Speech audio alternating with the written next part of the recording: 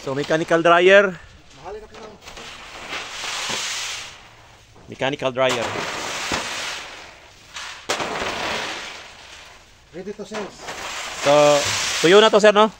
So ito tuyo na, fermented cacao beans, tuyo na siya. Anong palatandaan ng tuyo na, sir? Kailangan natin ng meter dyan, moisture meter.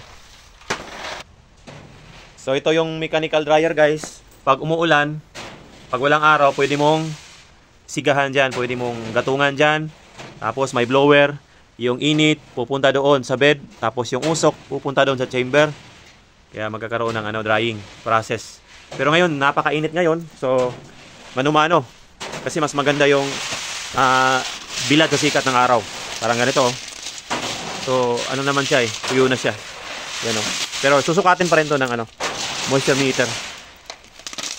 Mamaya, ano lang natin pre-drying. Para hindi siya hindi siya masobrahan sa tuyo, pagka-dry.